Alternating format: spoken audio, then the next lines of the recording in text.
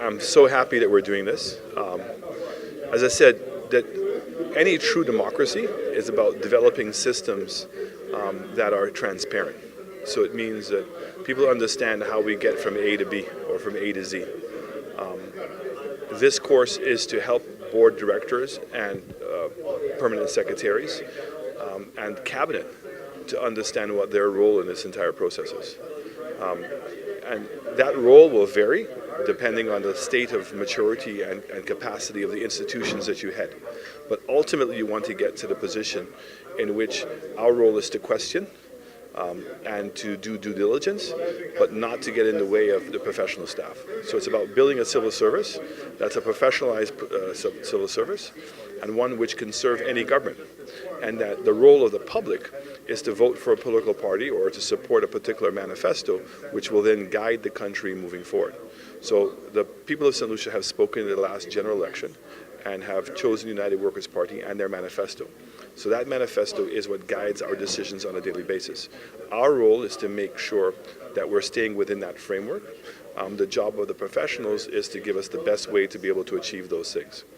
Our job is also to question the professional staff and making sure that they're doing the due diligence and what they're proposing to us that represents the best interest of the people of St. Lucia.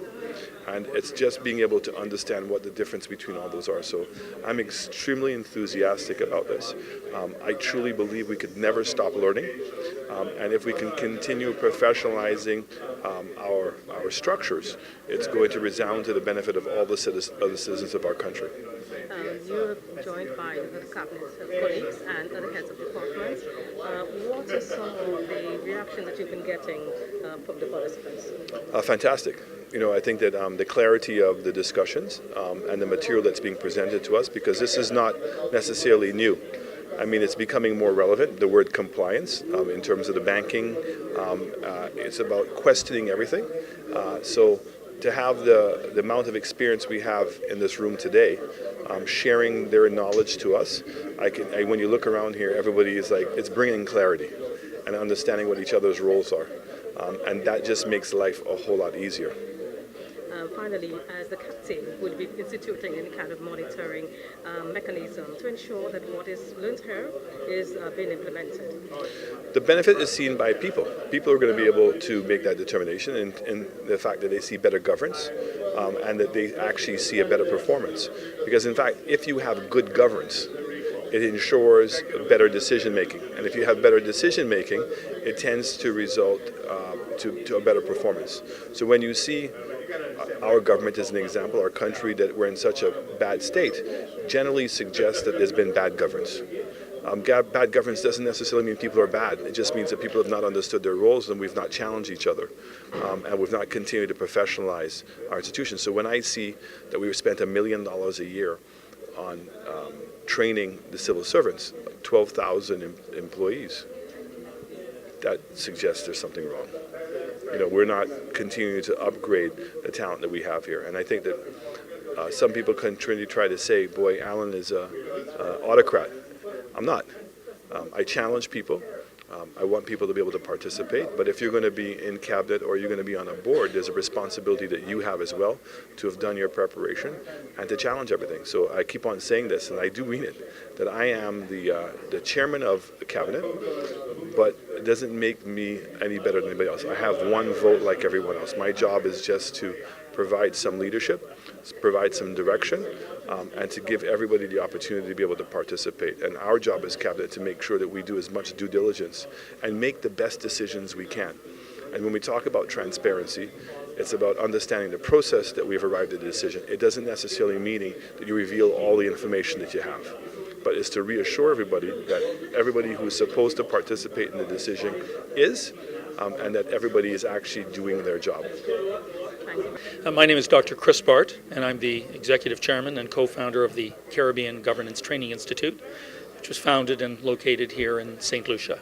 Dr. Beck, could you just give us a synopsis of what is taking place here today and over the next 2 days? Well, as you know, the government of St. Lucia is committed to good governance in all of its agencies, authorities, and commissions. And as a result, it's hired the Caribbean Governance Training Institute to take the government, as well as all of its various agencies, commissions, through our Chartered Director Program. It's a 3-day program designed to introduce members of boards of directors to the latest practices and best practices associated with becoming a 21st century governance literate director.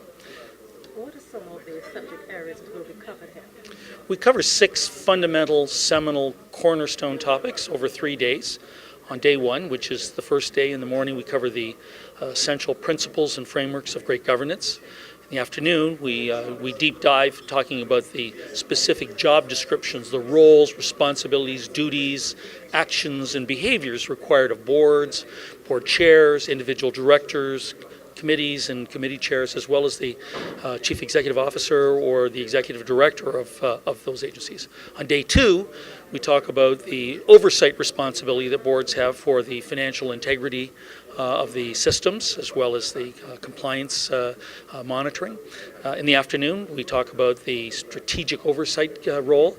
On day 3, we shift focus to talk about risk management and the role that the board plays in that. And then we conclude our program with a wide-ranging discussion on both board and CEO succession. Good boards begin with good directors, so we talk about how you go out finding those directors, as well as making sure that CEOs, competent, qualified CEOs, are in place. Finally, no doubt similar exercises have taken place in other Caribbean countries. Have you been able to document successes or changes in behavior by participants? Absolutely. Now, it should be pointed out, our company was founded in January 2014, and we've offered the first 6 versions of our unique 3-day Chartered Director Program here in St. Lucia. Since then, the past couple of years, we've been 3 times to St. Kitts, been twice to Antigua, twice to Jamaica, we've been in St. Vincent, in the Bahamas, and plans to go to, and of course returning here to St. Lucia, where we're putting on three versions of our program. I would say that the proof of the pudding is in the eating. We have trained the board of directors and senior management team of the Eastern Caribbean Central Bank, where we do have competition in the area. There are at least 3 or 4 other organizations offering or claiming to offer a director education program similar to ours. Of course, we're the gold standard in the fact that organizations like the ECCB, the owners of Sandals have put through 70 of their directors and senior management team through the program. I think that's a testament to the quality and performance improvement that our program can bring to other organizations. Thank you.